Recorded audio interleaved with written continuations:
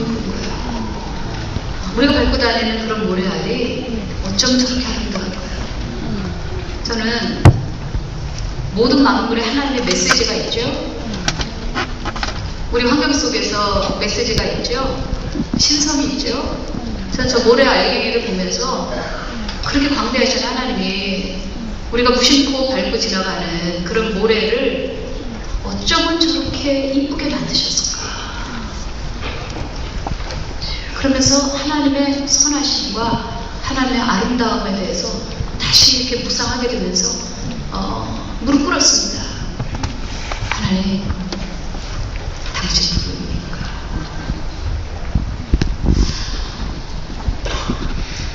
또 하나의 사진은요, 지난 6월 6일 날 다 아시다시피 태양과 지구 사이로 금성이 지나가는 사진이었습니다. 그것도 한번 보여주시죠.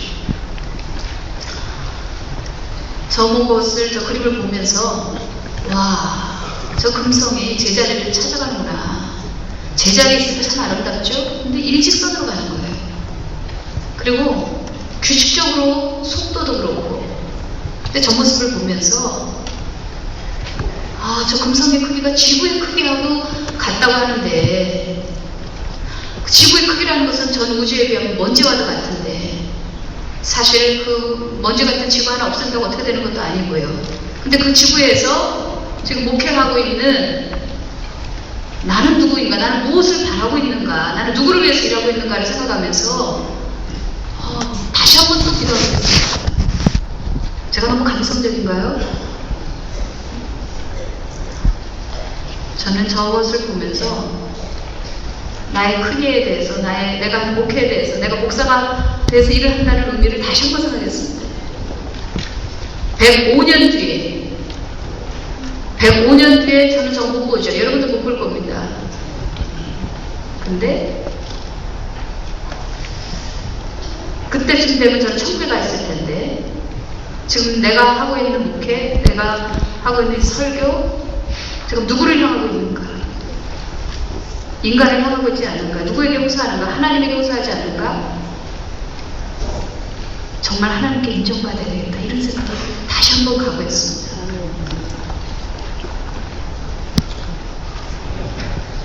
또 사진 하나가 있어요. 보여드릴게요. 자, 저 그림이 눈이에요. 너무 아름답지 않아요? 눈의 모양이요. 68억 인구만큼 다 다르다는 거예요. 다 육각형인데 얼마나 아름다운지 모르겠어요. 엘리자베스 여왕의 저 왕관에 붙어있는 그 보석, 네? 그 보석이 저만큼 아름다운 거예요. 얼음덩어리를 눈에 미세하게 보이지도 않는 거를 저렇게 인간이 조각할 수 있을까요? 우린 당연하게 저걸 받아들이지만 이제 과학이 발달돼서 저거를 우리가 볼 수 있지만 당연하다고 생각하지 말고 저게 하나님의 손끝에서 카팅이 다 되셨다고 생각한다면 여러분들 저거 보면서 뭔가 깨달아지지 않습니까? 제가 며칠 전에 저 그림들을 이렇게 보면서 이야, 내가 완전히 보석함 속에 사는구나. 여러분, 별 하나가 만들어지는데요. 그냥 만들어지는 게 아니라 중성자 별들이 이렇게 굳어지면서 그러면서 회오리 바람을 일으키면서 분자들이 배출된대요. 저 많이 공부했습니다. 그래가지고 우주에 금가루들이 막 날아다니는 거예요. 그래가지고 그 금가루들이 모여가지고 행성 하나를 만든다는 겁니다. 여러분 그런 거 아셨어요? 그러니까 하늘은 완전 우주쇼인 거예요. 우리는요 보석함 속에 있는 거예요. 여러분들 우리는요 보물밭을 보석밭을 지금 걸어다니고 있다니까요. 야, 이게 보통 일이 아니더라고요. 얼마나 은혜가 되는지. 제가 며칠 전에 이 사진을 봤던 거 여러분들 꼭 나누고 싶었어요. 그래가지고 이거 사진 제가 이거 좀 드렸죠? 네.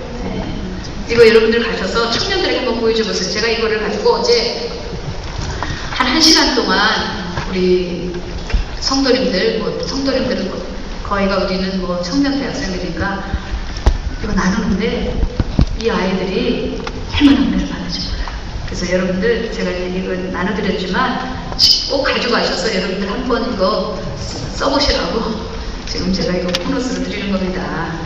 아멘. 자, 얼마 전에요 가수 박진영 씨가 어떤 토크쇼에 나왔었습니다. 그 토크쇼에서 아주 재미난 얘기를 했습니다. 자기는 인생에 좌표가 있는데 대학생 때 20억 원을 모아서 그래서 좀 편안하게 살고 싶다 이런 생각을 했었대요. 그런데 가수가 되면서 노래가 뜨니까 20억 후딱 모았답니다. 그러고 났는데 이제 돈 있으면 뭐든지 할 수 있겠구나 싶었는데 돈 가지고 안 되는 일들이 있더라는 것입니다. 돈 있는 사람들이 어느 정도 벌어놓고는 그 다음에는 이제 명예를 찾아가잖아요. 그래서 뭐 협회 회장도 하고 기부도 하고 뭐 명예학 박사도 하고 그런 것처럼 이 박진영 씨가 미국의 할리우드로 들어가서 빌보드 차트 이제 거기에서 이제 뜨는 거죠. 노래를 했는데 그 작곡을 했는데 10위권 안으로 들어갔대. 4위도 하고 6위도 했다는 거예요. 집에서 CD를 쳐다보면서 윌 스미스 뭐 이런 유명한 가수랑 같이 작품을 했으니까 그것들을 보면서 야, 참 대단하다. 내가 여기까지 왔구나 하면서 너무 흐뭇한데 갑자기 그런 생각이 들더라는 거예요. 정말 이게 내 노력으로만 된 것일까? 어떻게 내가 여기까지 왔지? 불현듯 그런 생각이 들더라는 거예요. 그러면서 이거 내 노력만으로 된 게 아니야. 내 노력은 30%밖에 아니었더라는 것입니다. 자기가 생각을 해보니까 어디 감히 이게 내가 잘나서 내가 노력해서 여기까지 왔단 말인가? 그리고 내가 잘난다고 떠들었단 말인가? 그러면서 곰곰이 생각해보니까 자기가 지독하게 운이 좋았다는 거예요. 7살 때 미국에 들어가서 2년 동안 있었던 거. 그리고 그때 영어 배웠던 거. 그 다음에 엄마가 강제로 피아노 시켜가지고 피아노 공부했던 거. 그 다음에 나중에 김영석이라는 작곡가를 만나가지고 노래를 이제 하게 된 거. 그 외에도 많은 것들이 있는데 그 중에 하나라도 비껴갔으면 오늘날 박진영은 없었을 거라는 것입니다. 그러면서 자신은 지금 자기를 그렇게 민망할 정도로 자기는 너무나도 과하게 목을 받았는데 왜냐하면 자기 실력에 비해서 너무 커졌다는 것입니다. 저는 박진영 씨 노래 별로 썩 좋아하진 않아요. 좀 느끼하잖아요. 그죠? 그렇지만 지금 CEO로서는 굉장히 성공한 거죠. 그 소녀시대 말고 뭐죠? 네? 원더걸스. 난 몇 번을 들어도 그렇죠. 잊어버려요. 자꾸 원더걸스라든가 어마어마한 지금 그룹들을 데리고 한류 바람을 지금 일으키고 있잖아요. 근데 그 사람이 그렇게 얘기하더라고요. 지독한 분이었다. 그 존재를 지금 찾고 있다라고 말하더라고요. 저는 그 방송을 보면서 저 스스로 생각해봤습니다. 내가 오늘날 대단하고 큰 목회는 아니지만 그래도 하나님께 이렇게 쓰임받고 있다는 것이 과연 내 노력이었을까? 더군다나 한국에서 정서적으로 여자가 목회한다는 거 너무 어려운 거 우리 여자 목사님들 많이 계시네요. 피차가는 우리 다 알잖아요. 실력이 비슷하면 남자 목사님들이 목회하는 데가 이제 뭐로 여자 목사 밑에 가서 거기서 말씀 듣겠냐고요. 그러니까 우리는 배나 노력을 해도 잘 안 된다고 사실. 곰곰이 생각을 해봤습니다. 과연 여기까지 올 때 그러고 수많은 변수가 있었는데 과연 내가 여기까지 어떻게 왔을까 하고 곰곰이 생각을 해봤습니다. 아신 분은 아시겠지만 저는 컨테이너 박스를 건대 학교에다 무작정 갖다 놓고 그러고서 정말 배째라는 식으로 그렇게 목회를 시작을 했습니다. 저희 남편도 목사님인 거 아시죠? 오영택 목사님이라고. 근데 저희 시아버님 되신 오관수 목사님이 저보고 그러시더라고요. 너는 여기 있으면 안 되겠다 그러시더라고요. 그래서 제가 뭐 잘못이 있는 줄 알고 아버님 왜 그러십니까? 그랬더니 내가 기도해 보니까 넌 단독 목회해야 돼. 네, 그러시더라고요. 마침 학교 안에서 한 1년 정도 근무를 있었는데 뭐 목요일 날 하루 그냥 설교하는 그 정도로 했었죠. 그런데 어느 날 제 마음속에 캠퍼스 안에 이렇게 청년들이 많은데 그 안에 모든 문화시설들이 다 있고 그런데 도서실 뭐 심지어 이발소까지 있더라고요. 근데 왜 학교는 교회가 없지? 그래서 호숫가에 엎어져서 한 40일 동안을 교수님들 한 2사람과 같이 엎어져서 기도했습니다. 그리고 결단을 해야 되는데 이 교수님들이요 이게 이론은 가능해도요 막상 하려니까 잘지 협조를 안 하더라고요. 힘들어 하더라고요. 뭐 협조를 안 한다는 건 힘겨워해요. 그래서 어느 날 컨테이너 박스를 호수 옆에다 그냥 갖다 놨습니다. 사실 그때로 보면 지금도 마찬가지지만 그건 상식적이지 않은 행동이에요. 제가 총장님을 전도했습니다. 그래서 부총장님을 제가 찾아갔었는데 부총장이 제가 학교 안에 교회를 좀 했으면 좋겠습니다 했더니 부총장님께서 학교 안에 형평성이라는 것이 있는데 어떻게 목사님만 도와드리겠습니까? 그건 안 될 일입니다. 그래서 그 부총장님이 집사님이기 때문에 집사님 우리나라는 기독교 국가라서 이렇게 교회가 많은 겁니까? 학교 안에 이렇게 점점 안티하는 기독교에 대해서 안티하는 청년들이 이렇게 많아지고 무섭게 청년들이 교회를 떠나는데 여러분 청년들 10명을 세우는 게 개미 10마리 세우는 것보다 더 어렵다니까요. 근데 이 청년들을 붙들고 사역하는 일에 교회를 좀 해야 되겠다니까 기분이 뭐 활짝 뛰죠. 그래서 어느 날 어차피 불법인데 하고 제가 호수 옆에다가 컨테이너 박스를 그냥 갖다가 놨어요. 비가 부슬부슬 내리는 밤이었는데 비가 부슬부슬 내리는 그런 낮이었는데 컨테이너 박스를 갖다 놓으니까 학교에서 가만히 있겠습니까? 학교 당국에서 나와서 당장에 이거 철거하라. 당신 형사고발하겠다. 당연하죠. 근데 제가 그렇게 한 이유가 있어요. 왜냐면 학교라는 것은 이게 생리상 차근차근 한 단계씩 올라가야지 이게 총장님 백이 있다고 그래서 총장님이 저하고 성경 공부하고 제자 공부한다고 해서 뭐 이렇게 무대 만들어주고 절대 그렇지 않습니다. 오히려 더 큰 부작용이 나거든요. 그러니까 오히려 총장님하고 무관하게 이거를 해야 되는데 무관하게 할 수가 있느냐고요. 안 되니까.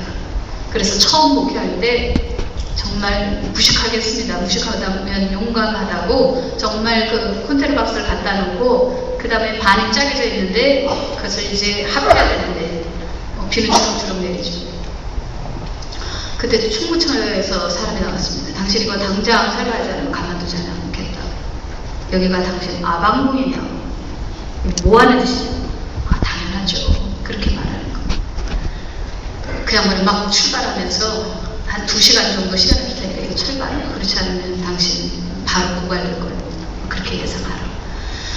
그런 거를 그 양반 막 떠나는데 제가 그분 손을 딱 붙잡고 그러면서 잠깐만요.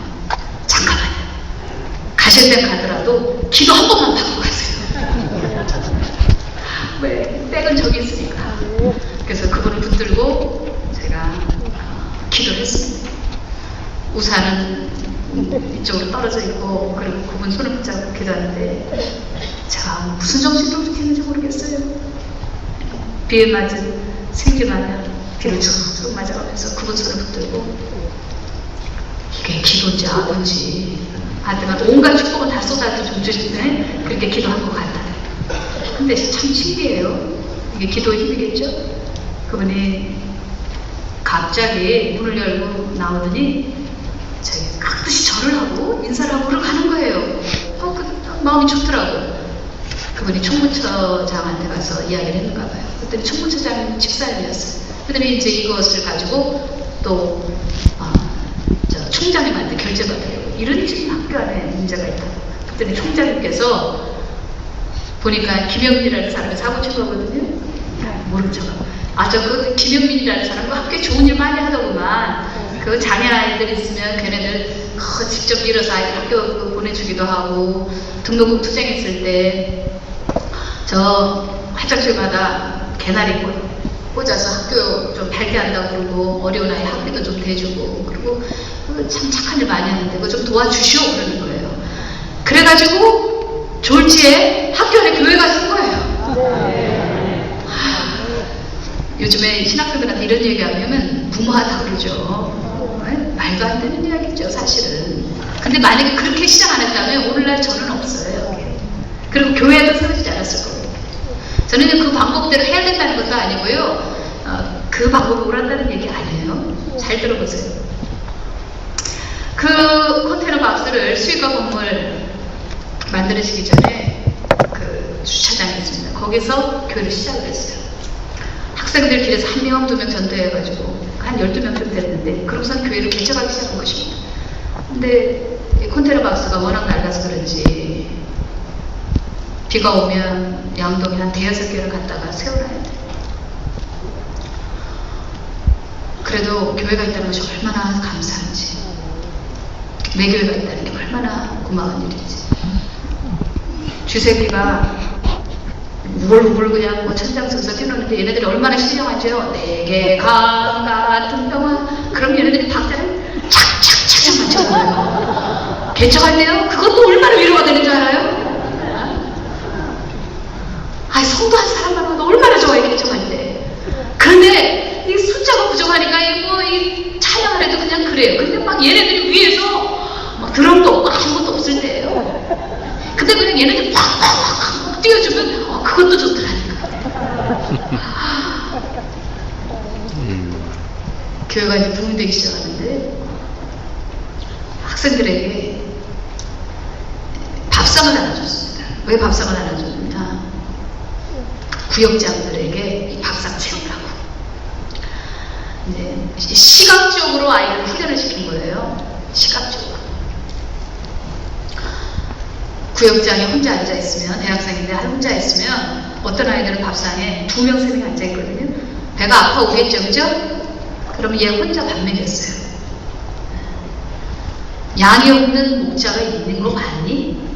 네가 전도해서 이 밥상을 채워. 그래서 임명직 때 밥상을 줬어요. 그러니까 4명의 구역장을 세웠는데 어디는 막 붕이 되는 거예요. 어디는 막 한 달 그대로 저 혼자 밥을 먹는 거예요. 진짜 눈물 어린 밥을 먹는 거예요, 이 아이들이요. 근데 이렇게 야성을 좀 키워줬더니 그 아이들이 다 전도왕이 되는 거예요. 전도자가 되는 거예요. 그러니까 구역장이 먼저 되는 게 아니라 전도자가 먼저 되는 거예요. 있는 양을 가지고 치는 게 아니라 가르치려고, 뭐 학습시키려고, 잘 믿는 아이 더 잘 믿게 하겠다고 그 종이 쪼가리나 가지고서는 학습시키려고 그렇게 멜랑거리하게 그렇게 하지 않고, 이 아이들이 전도해서 만약 한 명이 안 오면 낮예배 끝나고 뭘 오후 예배를 드립니까? 오후 예배 드리지 못하겠어요, 제가요. 난 여기서 중보할 테니까 너 가서 개북 들어와.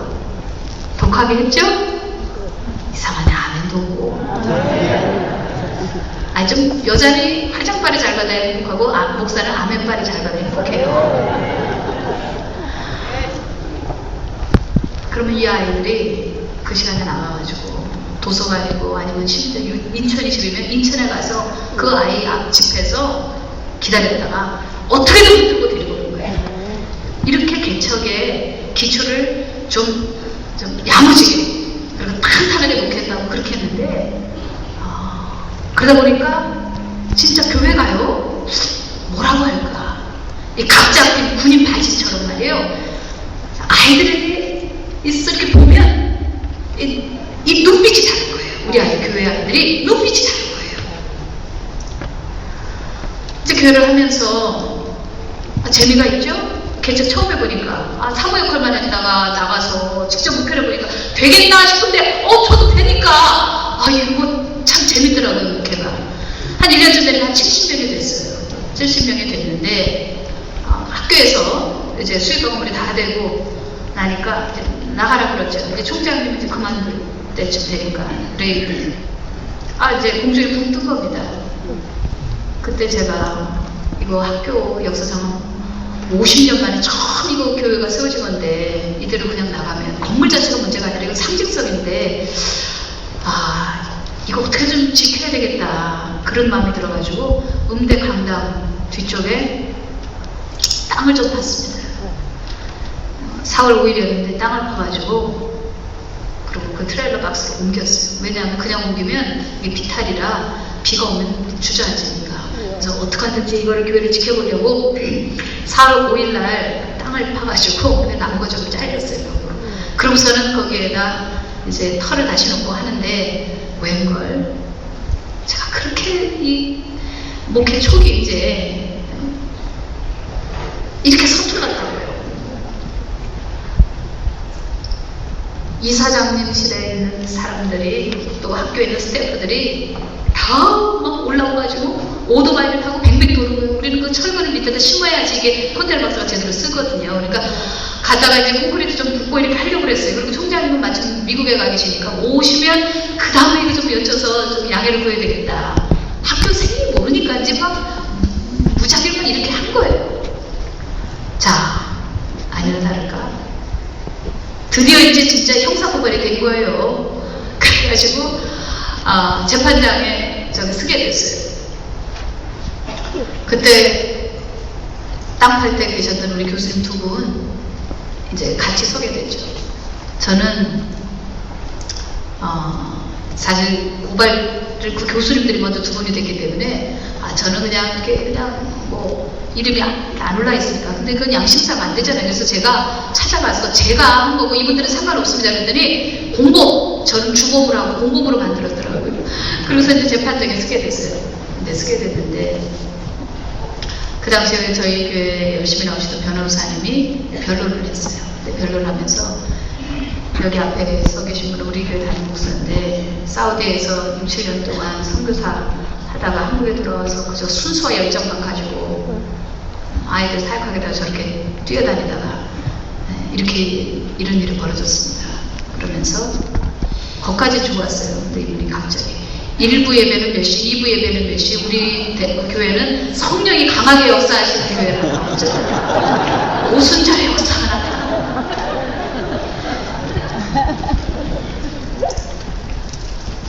그러니까 막 재판장이 다 뒤집어졌죠. 뭐 검사고 판사가 알고 다 꼬불 잡고 묻는 거예요. 애들이 판사가 그랬어요.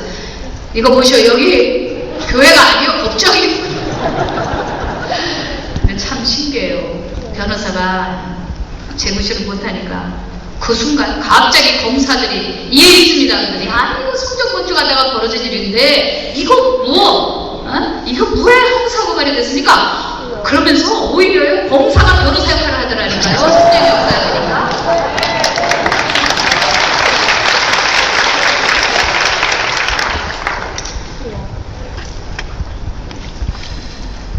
뭐 결과가 잘 됐으니까 제가 얘기하는 거죠. 그러고 나서 이제 학교에서는 이제 나오긴 나왔는데 사실 그때 제가 개척하면서 밥통 4개를 사가지고 돈 1,000원이 없어서 밥 굶는 청년이 있다길래 밥을 헤매기면서 개척을 했었습니다.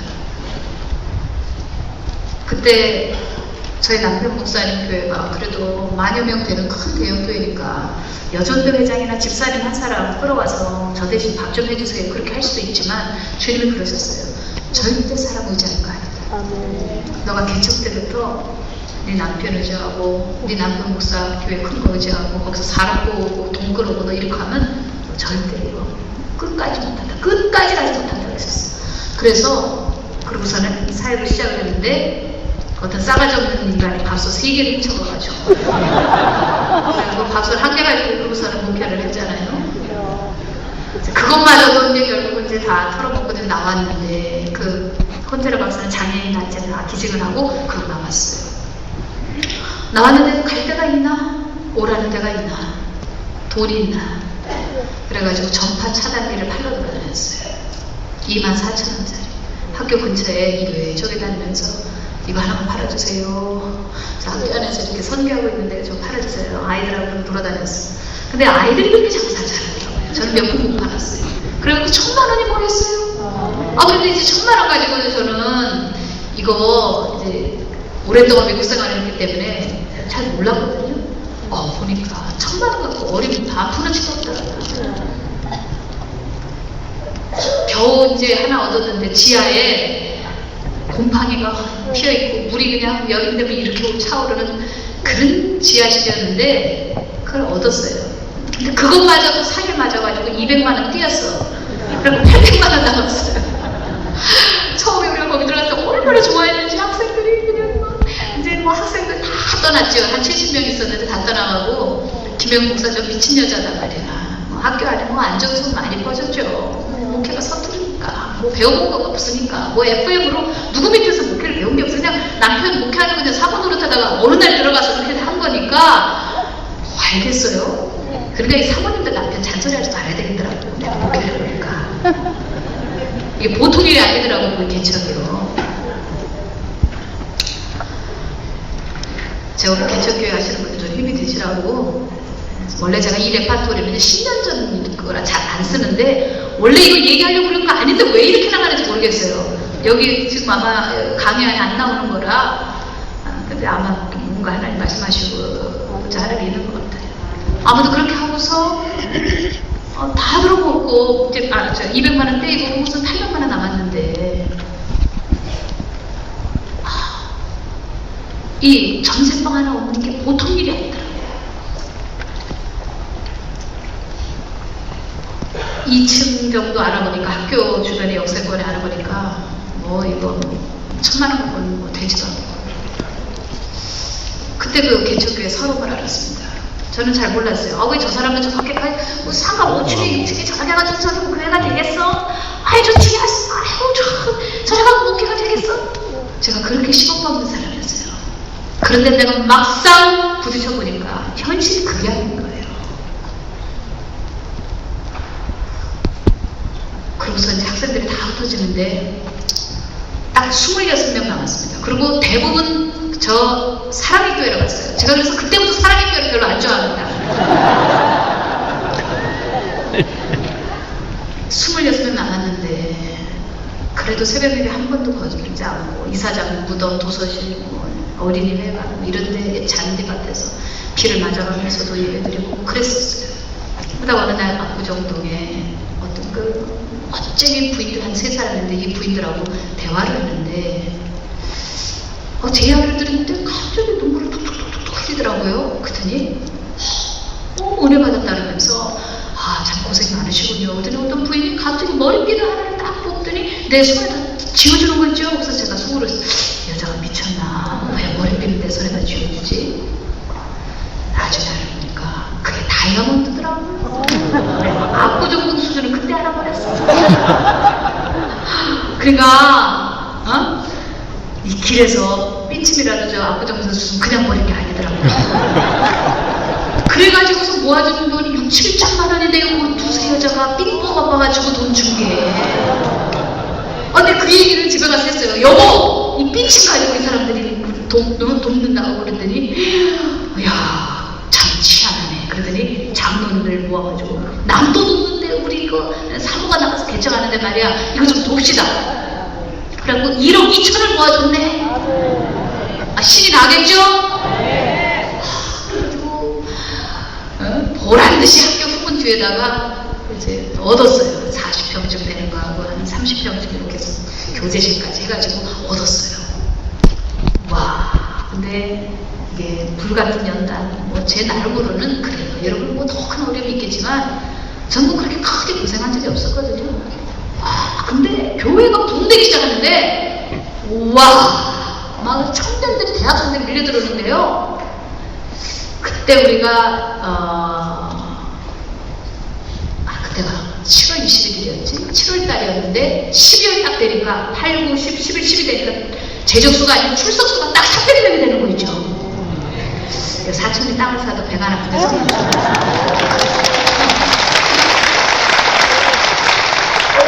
교회가 막 붕대기 시작하니까 나중에 막 테레비를 밖으로 뽑고 식당 10개를 넣고 진짜 신났어요. 야, 이게 목회가 이렇게 재밌는 거구나. 막 제 속에 5만 기가 막 올라가죠? 야, 목회가 이렇게 어렵다는데 그거 이렇게 어려운 거 아니네? 이거 되네? 많이 올라오는 거예요. 자, 이제 교회가 예배가 꽉 차고 이제 어떻게 할 수가 없네요. 그래서 이제 정병훈 목사 흉내를 좀 내겠다고 10군데 아니다. 아니다. 여기 근데 훨씬 넘지. 내가 수십 군데 전화했어요. 강당 있는 학교에다가. 근데 다 꽝이었습니다. 나중에 알고 보니까 정병욱 목사는 저 쑥대다 20몇 억을 이거 기증했더구만. 나 그것도 모르고 이게 매입을 하려니까 이게 되겠느냐고. 그래가지고 결국은 잘 그냥 다 안 됐어요. 이거 어떡하지? 내가 건물에다가 돈을 투자 많이 할 생각은 없는데 아이들한테 이거 우리 교회는 선교하는 교회라고 했는데 이거 어떡하나. 그래도 이거 보통 역세권에서 우리 아이들 다 들어가는 거 그 정도 얻으려면 한 달에 한 1,000에서 2,000만 원씩 매달 나가야 되는데 이 공중에다 그렇게 돈을 쓰고 싶지는 않았습니다. 그래가지고 성수역 근처에다가 한 층에 10억짜리씩 20억짜리가 나와 있는 게 있더라고요. 그쯤이면 되겠더라고요. 아이들 한정거장이니까. 처음 이제 건대에서 개척했을 때 이야기하는 거예요. 근데 이거 20억이 있나. 교회 재정이 3천만 원 나면 되는데. 그래서 그 산에 올라가서 한 일주일 기도하고 내려왔습니다. 내려오자마자 하나님이 선포했어요. 야, 우리 드디어 교회 가게 됐단 말이지. 너희들 이제 헌금 좀 해라.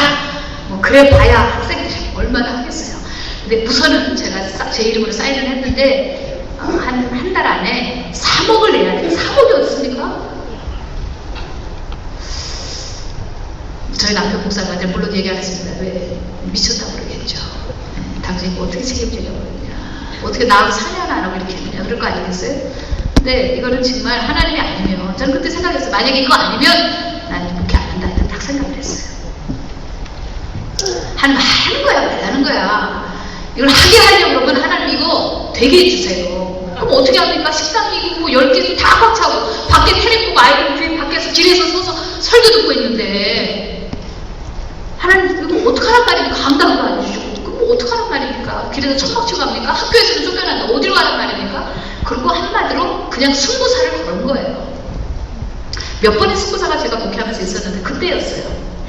그렇게 하고 했는데 아이들 보고 너희들 조금씩 헌금하자. 근데 뭐 뻔하죠. 아이들 헌금이라는 기대 온 학생 하나가 갑자기 손을 번쩍 들더니 목사님 저에게 마이크를 주십시오. 우리 26살짜리 학생이 앞으로 나오더라고요. 그 아이가 너희들 들어봐. 이 교회가 목사님 교회냐? 아니잖아. 근데 우리 목사님 왜 저렇게 힘겹게 말씀해야 되냐. 우리 목사님 항상 그러셨지 않냐? 제자 공부는 책상에서 그러지는 게 아니라고. 이때야말로 우리가 헌신할 때다. 우리가 이때야말로 우리가 하나님에 대한 충성심, 목사님에 대한 충성심을 우리가 보일 때다. 나 돈 없어. 나 5천만 원 하겠어. 그렇지만 하고 들어가는 거예요. 근데 걔네 집은요 달동네 살아요. 걔네 집은요 싱크대도 없어요. 그래가지고 바위 덩어리 이렇게 얹어가지고 그리고 요즘 서울에서 나무 떼는 그런 집이 어디 있습니까? 김치 살 돈이 없어서 아버지가 길에서 배추 버린 거 이런 거 흙 털어가지고 그런 김치에 먹어요. 그런 집 아이가 5천만 원 하겠다고 결단하고 들어가니까 아이들이 다 한 번째를 먹은 거예요. 1학년들은 1,000만 원. 제가 1,000만 원 하라는 말 하지도 않았는데 나중에 거둔 거 보니까 1학년가 1,000만 원. 그리고 얘는 의대생이었거든요. 얘 김재는 의대생이었는데 얘가 5천만 원. 제가 길에서 한 명, 두 명씩 전도해서 여기까지 온 거라고 그랬잖아요. 저희 교회가. 그때 데모하러 올라갔었던 의대생들이 중심이었거든요. 근데 마침 그때가 국가의사고시가 있을 때였어요. 국가의사고시 때 이 아이들이 학교 가면 5천만 원 마이너스 매출이라는 거. 그 백을 믿고 던진 거예요. 이 아이들도. 제가 승부사를 던진 것처럼 얘들도 그냥 하나님 살아계신 믿고 던진 거예요. 간호사 학생들이 많았어요. 간호학과 학생들이.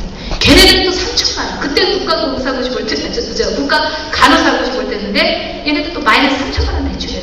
하나님이 빚짐에서까지라도 한다는 걸 얘들이 그때 배운 거예요. 왜? 내가 언어 유학 연수 가면서 빚지고도 가잖아. 아닙니까? 아니 대학교 들어갈 때 등록금 없으면 야 빚을 저 사람 엄마가 너 학교 보내줄게. 근데 왜 하나님이 일을 그렇게 못하는 거죠? 예수님이 전부된 교회, 예수님이 전부된 생을 살아가자. 우리 한번 죽도록 주님 사랑해보자. 그게 우리 교회 모토인데 이 아이들이 정말 실천하는 거예요. 그랬는데 나중에 보니까 진짜 20억은 넘더라니까. 오히려 겁이 벌컥 나는 거예요. 이거 말이야, 이거 아이들 진짜 범죄하는 거 아닌가 싶어. 너무 감사한 건 얘네들이요 의사고시 들어가가지고 전단지 놓고 나중에 공부하느라고 막 바쁜데 우리 아이들은 전단지 놓고 울면서 기도했다죠. 하나님 이거 합격시켜주셔야 된다. 합격시켜주셔야 된다. 애들이 다 합격된 거 알아요? 그때는 우리 교회가 유명해졌어요. 저 대학에 가면 저 100% 합격이다 말이에요. 근데 놀라운 사실은 그 김재열이라는 학생이 5천만 원을 들고 제 방에 들어왔는데 제가 그거를 이렇게 보면서 야 이건 너의 눈물이로구나 그랬더니 아니 우리 가족의 피이다 그래. 이게 무슨 소리냐 했더니 우리 어머니가 감자탕 가게를 하는데 하다가 망해가지고 들어먹어서 이제 오갈 데 없이 됐는데 정육점에서 고기 꼬았던 거 그거 가게에서 지금 몸으로 떼고 있다는 거예요. 그리고 누나가 시집 갔는데 매트리스 하나 사다 달라는 걸 못해주고 동생이 우유병 하나 사다 달라는 걸 헐고 써줬다면서 우리 가족이 피라는 거예요. 진짜 약속 안 하는 거면 그냥 돌려보내고 싶더라고요. 그래서 그 아이를 붙들고 간절히 기도해줬는데 나중에 나간 다음에 돈을 보니까 5,200만 원이 들어있어요. 그래서 내가 야 너 이거 왜 5천만 원이냐 아니고 5,200이냐 했더니 목사님 상수가요 내가 5천만 원 한다는 말 5,100을 한다고 제가 선물 드렸습니다. 그래서 제가 5,200을 들고 그러니까 얘네들은 예수님이 실제인 거예요. 구려고 이러질 않아요. 우리 대학에 나온 저력이 그거였어요. 아이들이 야전이에요. 야전. 말로 하는 것이 아니에요. 개념적인 생각하는 게 아니에요. 시간 느리고 못 맞추고 물질 들릴 줄 알고 교회 크게 보고 내 집보다 크게 보고 충성하고 지금 이 아이들이 지금 다 학교 나와서 의사 되고 다 개원했는데요. 얼마나 돈을 잘 버는지 얼마나 지금 병원이 잘 되는지 말도 할 수가 없어요. 자, 제가 지금 뭐 좋은 얘기만 하니까 야 환상이다. 김영우 목사 저 목회하는 건 환상이다. 저 여자로서 저 정도 목회하면 성공한 거 아닌가 그런 생각을 하실까봐 지금부터 좀 얘기를 하도록 하겠습니다. 근데 제가 몇 시까지 하는 겁니까? 빨리 얘기해 주세요. 몇 시까지예요 원래가? 네? 5시? 5시 반? 그러면은 20분 동안. 여러분들 제가 아까 그랬잖아요. 저도 모르게 저 수속에 오만기가 막 올라오기 시작했다. 여러분 교만하면 영광을 가리는 거 아시죠? 우리는 주의 종들은 교만하면 끝장인 거 아시잖아요. 그런데 누구는 모르겠어요? 나는 교만 안 하고 싶은데 자꾸 나도 모르게 교만기가 올라오더라니까요. 설교하다 보면 이 강단을 내가 더럽히고 있는 거예요. 어떻게 내 자랑이 나가고 있는 거예요. 나도 모르게 하나님 이야기만 하지 않고 내 얘기를 섞어서 하는 거예요. 처음에 무서운지 몰랐어요. 그런데 점점점 제가 기도가 막히기 시작하는 거예요. 그리고 신기한 거는 은사는 역사가 나요. 그런데 교회 운동이 안 되는 거예요. 미치겠더라고요. 교회가 깡통교에서 지금 외국인 성도들을 쓰고 있는 그 아까 말씀드렸던 거 그 교회를 세우고 그 다음에 성수 성도들을 옮겨와서 더 큰 데로 왔는데 이게 안 채워지는 거예요. 500석이 안 채워지는 거예요. 저는요 금세 채워질 줄 알았어요. 왜? 300명 출석했으니까 200명만 채우면 되니까 까짓거 뭐 500명 금방 채워지리라. 천만의 말씀. 성전 건축하다 보니까 이렇게 저렇게 핑계대고 뭐 작년 좀 힘든 것 다 좀 나갔고 그러고 났더니 100몇십 명으로 딱 줄어버리는 거예요. 124명. 제가 잊을 수가 없어요. 충격으로 오는 거예요. 그러고서 기껏 올라가서 160명, 170명 선을 넘지 못하는 거예요. 200명을 안 넘어가는 거예요. 막 노력을 했어요. 목회를 억지로 해야 되니까요. 공황장애 같이 오더라고요. 날마다 목회가 불안한 거예요. 아까 말씀드린 이 시험 거저 나온 거 아니에요. 교회 온 사람 에? 나 때문에 떠날까봐 두렵고 아까 그 시 있죠? 날마다 목회가 행복이 아닌 거예요. 깡통교회 할 때는요 교회가 그렇게 부흥이 안 되고 10몇 명 갖고 목회를 시작했는데도요 날마다 신났어요. 여러분들 이 주님 사랑하는 거가 없으니까 목사가 천형이더라고요. 제가 교회가 천천히 붕대는 건 참겠는데 못 참겠는 게 뭔 줄 알아요? 하나님 사랑을 못 느끼겠는 거예요. 그걸 못 참겠더라고요. 너무 괴로운 거예요. 여러분 그거 아십니까? 강단히 설교를 하겠는데 하나님의 사랑이 더 느껴지지 않는다는 거예요. 십자가는 제가 충분히 얘기해요. 예화식으로도 혹은요 뭐 주석 보고 또 혹은 뭐 레파토리 많으니까 얼마든지 설교를 할 수 있어요. 근데 문제는요 제가 옛날같이 하나님을 더 사랑하지 않는다는 거예요. 그게 내한테는요 천형이에요. 목회가 그렇게 힘들 수가 없는 거예요. 누가 떠나서 어떤 목사님 그러더라고요. 고민하지 마. 머리털 하나 빠지면 두 개는 또 나더라고. 한 사람 나가도 그렇다고 너무 그거 밤새서 왜 나갔을까 그러지 마. 더 많은 사람도 들어올 수 있어. 그렇게 위로도 하는 목사님도 계셨어요.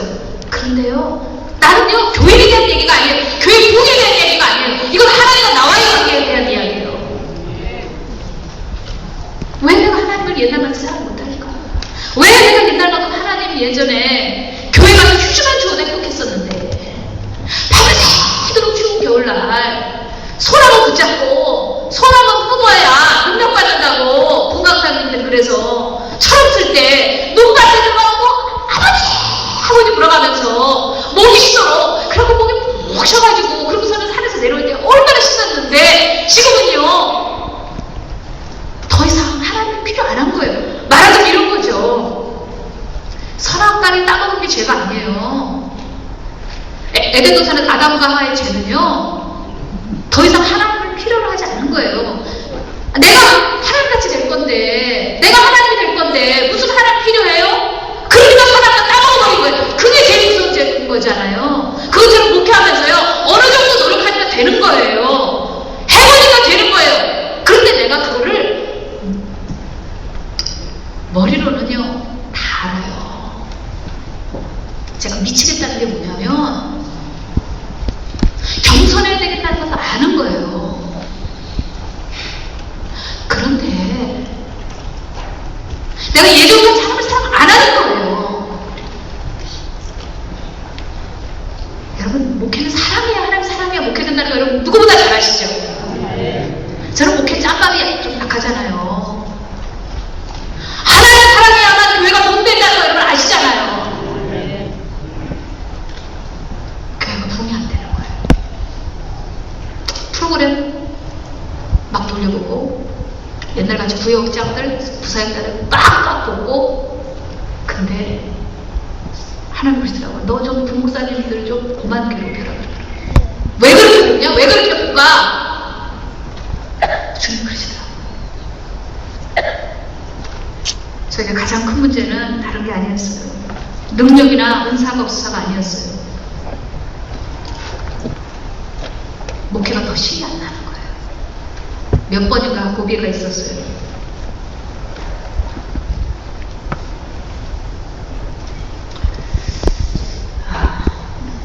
목회의 기쁨을 주님께서는 교회에서 찾지 말라고 그러시더라고요. 너 큰 거, 너 정말 교인들이 숫자가 많았으면 좋겠지. 네가 500명을 좀 목표로 하는데 500명 치면 좋겠지. 1000명 치고 싶지. 2000명 치고 싶지. 근데 주님이 그러더라고요. 너 숨은 동기가 뭔 줄 알아? 너 속에 뱃속에 시커먼 거 앉아있어. 뭔 줄 알아? 이효령 전 장관님의 딸이 이민아 목사님하고 저하고 친구였는데 이민아 목사님 돌아가시기 전에 저랑 좀 이렇게 자주 보고 그랬어요. 근데 복수가 이렇게 쳐가지고서는 이제 누워있을 때 밤에 11시에 저하고 같이 이렇게 대화를 하면서 이제 둘이 이제 누워있었어요. 그래서 이민아 목사 보고 나한테 누워? 내가 그랬어요. 내 배에 누워? 그래서 이제 둘이 발을 걸면서 누워있었는데 마지막 유언 같은 그런 얘기를 하더라고요. 자기 살 거라고 그랬거든요. 근데 그런 얘기를 하더라고요. 명 목사님 내가 언젠가 집회를 갔는데 말이야 그 얼마 안 된 얘기야. 그러면서 어떤 청년이 예언이 내는데 그 평양 대부흥의 역사가 왜 그쳤는지 아느냐 그러면서 목사들이 하나님의 영광을 자기 것으로 써버렸기 때문에 그때 그 부흥이 없어졌다. 그렇게 예언을 하더라는 거예요. 네? 예언인가 뭔지 하여튼 그렇게 얘기를 하더라는 거예요. 그러면서 이게 보통 무서운 일이 아니라는 걸 깨달았다는 거예요. 그래서 자기도 이런 막 능력, 그런 또 성령의 역사, 이런 일들을 많이 하고 있기 때문에 할 때마다 그때부터 더 조심하게 된다. 그런 얘기를 하는데 제 가슴에 뱃속에 쑥 들어오는 거 있죠. 맞아. 왜 그때 제 부흥이 그쳤나? 왜 그때 제게 어려움이 있었나? 또 뒤통수 치고 부목사가 나왔는데요. 성도들 그나마 없는 성도들 3분의 1이 끌고 나갔는데요. 진짜요. 이 꼭지가 한 바퀴 반이 돌더라고요. 야, 이런 거구나. 이게 바로 그 선배 목사님들이 말한 그거구나, 이게. 그때 제 몸에 병이 나오더라고요.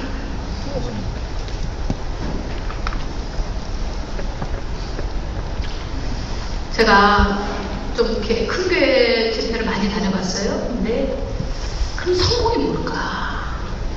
정말 목회에서 성공이 뭘까? 그럼 인류 큰 일을 하는 게 목회 성공일까? 이름을 막 나가지고 막 언론이고 뭐 그런 목사님이 성공할 걸까?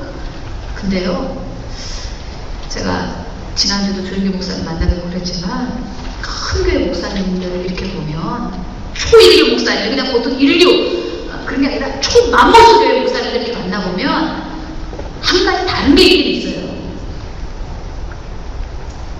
주님을 초인류적으로 한때 사랑했거나, 이해가 되세요? 분명히 하나님을 사랑했기 때문에 교회를 공개했더라고요. 왜냐하면 목사님께서 교회만큼 생명이 있어요. 교회는 목사님 생명값이에요. 저는 20대 때 아이 안 낳겠다고 하나님께 서원했어요. 지금 시간이 없으니까 왜 서원했었는지 그 얘기는 안 할게요. 저는요, 제가 목회가 실패하면 제 인생 없어지는 거예요. 제가 만약에 목회 죽수가 있으면요, 저는요, 제 인생 헛되게 살고 가는 거거든요. 우리 남편 목사님이 사모가 둘이에요. 하나밖에 없어요. 근데 우리 남편 목사님 혼자 목회하고 있어요. 그 큰 목회를. 그러면서 우리 시아버지 우리 남편이 너는 청년 목회해야 된다 그러면서 너 혼자 타령하라고 내보내줬거든요. 그런데 제가 목회를 실패하면 저는요, 진짜 목숨질하는 거예요. 남편한테도 목숨질하는 거고 우리 시아버지한테도 목숨질을 하는 거예요. 그리고 우리 청년들 날 믿고 따라오는 아이들이거든요. 근데 제가 목회를 잘못하면 전혀 저를 믿고 따라오는 내 친구들에게 가슴에다 못을 박아주는 거예요. 그러니까 목회 성공해야 되거든요. 정말 목회 성공해야 돼요. 그런 목회가 성공하는 게 뭐겠느냐는 거예요. 제가 더 맞춰서 보고 법정에도 서보고 사우디아라비아 안기부에 쫓겨난 데서 선교도 해보고 다 해봤는데 제 위기는 다른 게 아니었어요. 하나님의 사랑이 내 마음속에 식어가는 거였어요.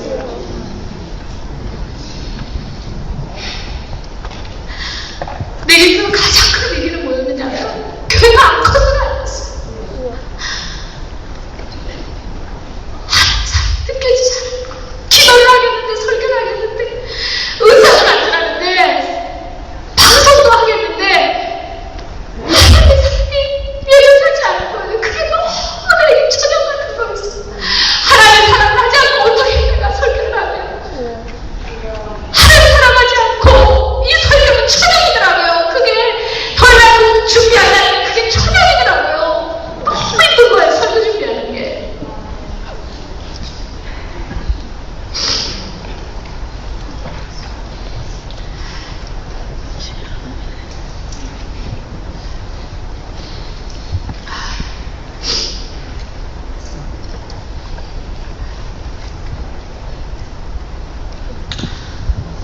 제가 이런 사람이 아니면 교회가 커도요. 아니, 제가 너무 많이 봤어요. 성전 건축 크게 하고 목회 크게 하는 목사님들. 딱 성전 건축 끝나고 나서 얼굴이 새까매지는 걸 많이 봤어요. 그런 목사님들 보면 참 마음속에 뭔가 같이 느껴지는 게 있어요. 왜냐하면 하나님 사랑 없이 목회를 진짜, 왜냐면 이만큼 올라갈 때는요, 그 피값이에요. 피 흘리면서 거기까지 가는 거예요. 여러분, 대형교 목사님들 제발 욕하지 마세요. 우리 남편이 뭐 대형교 목사라서 하는 얘기가 아니고요. 거기까지 가려면요, 그냥 거저가는 거 아니에요. 뼈를 깎는 것 같이 그렇게 나만 짤 때 기도해야 되고, 나만 짤 때 책 봐야 되고, 공부해야 되고, 연구해야 거기까지 가는 거예요. 네? 독사처럼 쳐다보고 있는 뒤에서 정말 배반하는데 화면사도 막 이런 사람들 앞에서 그걸 죽여가면서 왜 맞받아 싸우고 나가니까. 교회라는 거는 정치하면 그래서 이런 사람도 있어야 되고 저런 사람도 있어야 되는 거지. 안 그렇습니까? 네? 문자하듯이 너는 좋은 사람만 있어. 그게 교회 되겠습니까? 다 있어야 되니까. 그러다니 얼마나 속이 죽겠습니까? 그런데 여기까지 올라갔을 때 이미 성전 건축을 했을 때 교회가 커졌을 때 그거를 유지해야 된단 말이에요. 그런데 그걸 이제 언젠가는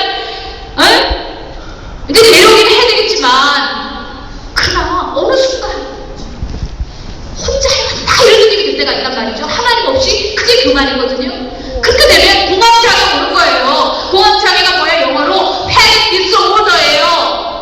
패닉해지게 된 거예요. 어떤 목사님 막 강단에 올라가 막 패닉해져요. 막 괜히 막 화를 내는 거예요. 괜히 부목사님 괜히 막 달달볶는 거예요. 그거 왜 그런지 알아요? 목사가 인격이 나빠서가 아니라 힘들어서 그러는 거예요. 힘들어서. 교회 큰 교회 목사님들이 상처가 참 많아요. 하나님 사랑 안 하면 교회는 키워놨는데 더 많은 상처를 남에게 주게 되고 그만큼 올라가려니까 또 자기도 상처를 너무 많이 먹는 거예요.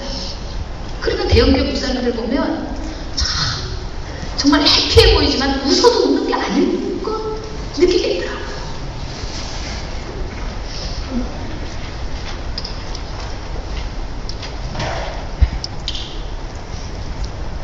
근데 제가 어느 날 집에 있는데 주님이 제가 너무 불쌍했는가 봐요. 찾아오셨더라고요. 기현 목사야, 너 많이 힘들지. 제가 힘든 건 교회가 안 커서 힘든 게 아니었어요. 사실 부흥이 안 되는 거 사실은요 담임 목사 책임이에요. 교회 프로그램 문제도 아니고요. 사실 담임 목사 책임이라고 저는 생각해요. 그러니까 겉으로는 닥달하지만 뒤돌아서면 왜 그렇게 어깨가 작아지는지 아닐까요? 내부적이라는 거 아닐까요? 근데 교회가 안 크는데 어떡하겠어요? 한 2, 3년이 그렇게 가더라고요. 제가 이번 7월 21일이 저희 딱 10주년이에요. 2, 3년을 침체로 봤는데 주님이 김영 목사 너 가만히 힘들지. 네, 주님 저 힘들어요. 주님이 안 보여요. 주님의 사랑이 느껴지질 않아요. 물론 내 오만 길을 하나님 다스리는 거 있겠죠.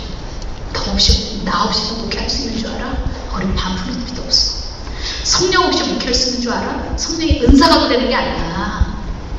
은사 갖고 목회하는 줄 알아? 그러면서 주님께서 그러셨어요. 너 옛날에 신학교 다닐 때 얼마나 예뻤었는 줄 알아? 밤새도록 골든게이트 신학대학원 제가 샌프란시스코에서 나왔었잖아요. 그 대학원에 동산이 있어요. 갈대숲이 있어요. 거기서 3년 동안 철야 했어요. 하루에 7, 8시간씩 기도했어요. 기도했는데 하나님 얼마나 저를 예뻐했는지 몰라요. 간청이 아니었어요. 그때의 기도는 그냥 주님 사랑하는 거였어요. 주님을 말씀하는 건 그거예요. 그냥 사랑하라는 거예요. 그냥 순수하게 그냥 사랑하는 거예요. 그러면 교회는 내가 책임져 줄게였어요. 그런데 그 핵심을 잃어버리고 교회가 빈껍데기만 붙들고 있는 나를 발견했을 때 이게 억지로 하려니까 공황장애 같은 게 오지 않겠어요?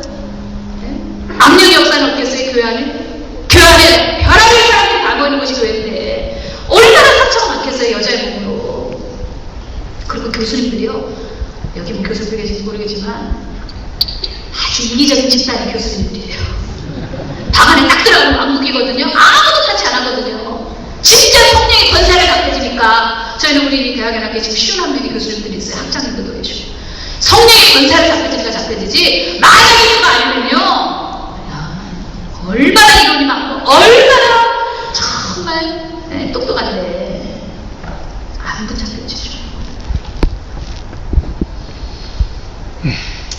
주님 찾아오셔서 제게 말씀하셨어요. 너 큰 거만 쫓아다니면 불안해집니다. 너 잘하려고 하지 마. 세련되게 하려고 그러지 마. 설교 잘하려고 제발 너 그러지 마. 그러셨어요. 너 강단에 서서 그저 내 사랑만 얘기해. 너 멘트 잘하려고 하지 마. 너 방송 잘하려고 하지 마. 그냥 사랑만 해. 네가 강단에서 내 사랑을 느껴. 그리고 사랑을 받아. 그리고 그 사랑에 대해서 얘기하려고 해봐.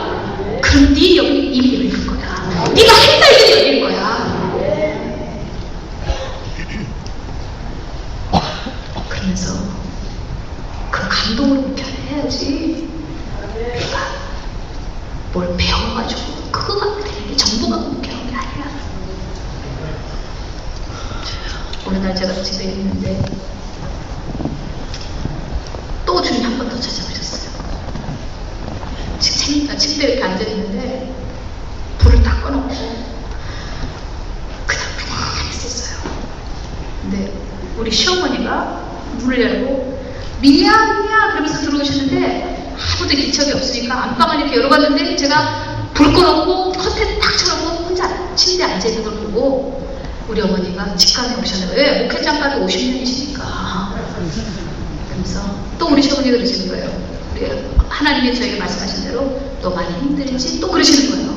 힘들지 그 한마디 그냥 여기서 확 빙산이 무너지지 그냥 다 무너져 버리는 거예요. 거기서 가르치려고 하시는 게 아니라 그냥 힘들지. 목회가 그런 거다. 그러시면서 내가 네 아버지 보니까 오관성 목사님이죠. 오관성 목사님 보니까 개척자는 항상 외롭더라. 원래 그렇게 교회 개척하는 게 힘든 거야. 넌 밤낮 전 세계 다니면서 개척하잖아. 그러니 얼마나 힘들겠어? 이 한마디에 그냥 우리 시어머니를요 점프했어 내가 그냥. 우리 시어머니 침대에 깔렸어요. 저는 그 위에 얹혀있고요. 그리고 그냥 통곡하고 그랬어요. 근데요 우리 어머니가 이렇게 수십 년 했으니까 뭐가 제가 힘든지 뭐가 아쉬운지 알잖아요. 그러니까 그냥 우리 어머니가 같이 그냥 안아주기만 했는데도 그냥 위로가 되더라 하니까 그날 이제 그날도 그랬고 하나님 찾아오신 날 하나님이 제 영혼을 다 끌어내시나요. 제 몸에서 갑자기 제 영혼이 어디에 서 있는지 모르겠어요. 몸 안에 있는지 몸 밖에 있는지 잘 모르겠는데 아주 저 로키 산맥고 꼭대기에 산에 올려놓은 것 같아.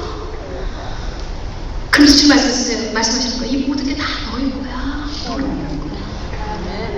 갑자기 남편만 받아갔는데 그 위를 제 손잡고 막 주님 날아가시는데 주님이 마치 옷이 이렇게 빛의 옷 있죠. 바람과 같은 그런 옷을 입은 것 같아. 막 들어들고 막 가시는데 막 주님이 웃으시는 거예요. 그 표현을 저는 정확하게 못하겠어요. 근데 얼마나 주님이 그냥 주님 자신이 위로가 되는 거예요. 내가 교회가 성도들에게 위로를 받아야겠다는 것이 다 뻔하게 나는 그때 알았어요. 아주 행복하는 거. 그 주님이 한 번 만져주시니까 그냥 다 끝나버리더라고요. 그 수년 동안에 그 어려움과 막 고관 상태 같은 그 괴로운 게 이 손이 완전 지옥 같았는데 그리고 성도들 앞에서는 안녕하시냐고 은혜 받으라고 능력 받으라고 그랬는데 내 손이 지옥인 걸 누가 다시 생각이 나겠느냐고요. 집에 가서도 제대로 말 못했었는데 주님이 저 그날 한 번 만져줬는데 끝나버린 거예요. 저를 또 제 영혼을 갑자기 저 우주 한가운데 세운 거예요. 모든 별들이 나를 향해 노래하는 것만 같았어요. 주님이 좋지 좋지. 딱 그 한마디에 저는요 몸이 전체 감전받는 것 같았어요. 그때 진짜 능력이 임하는 것 같았어요. 주님 그냥 사랑한다고 그러셨어요. 저도 그냥 사랑한다고 그랬어요. 그냥 로맨스였어요. 그게 전부였어요. 근데 그 한 번으로 전부이 되는 거예요. 여러분들 오늘 많이 배워가는 것도 중요할 거예요. 근데 저는 여러분에게 그 길을 보시면 좋겠어요. 오늘 지쳐있는 여러분에게 그 한심한 것만 임하지.